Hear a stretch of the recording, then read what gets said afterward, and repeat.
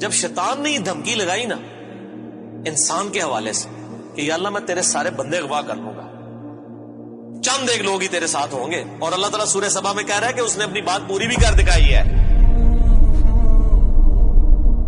تو اس کے مقابلے پہ اللہ نے یہ نہیں کہا کہ میں تکنا کس طرح تو کرنا ہے، ایسی دی تیسی تیری، نہیں، کیونکہ اللہ تو بے پرواہ ہے، اس نے اپنے نبی بھیجے ہیں، کتابیں بھیجی ہیں، اور کیا کرے وہ؟ اس سے بڑا کیا کام کرے؟ کتابیں بھیج دی، پیغمبر بھیج دیے، حق کا حق ہونا باطل کا باطل ہونا بتا دیا۔ لا اکراہ فی الدین، دین قبول کرنے کے معاملے میں کسی پہ جبر نہیں۔ قد تبین الرشد من الغی، بے شک ہدایت گمراہی سے الگ ہو چکی ہے۔ انا ہدیناہ السبیل، ہم نے راستہ دکھا دیا ہے، اما شاکرا و اما کفورا، چاہے تو شکر گزاری کی روش اختیار کرو، خانہ شکری کی، لیکن آخرت میں نہیں چھوڑوں گا جس نے نہ شکری کی، یہ ذہن میں رکھنا۔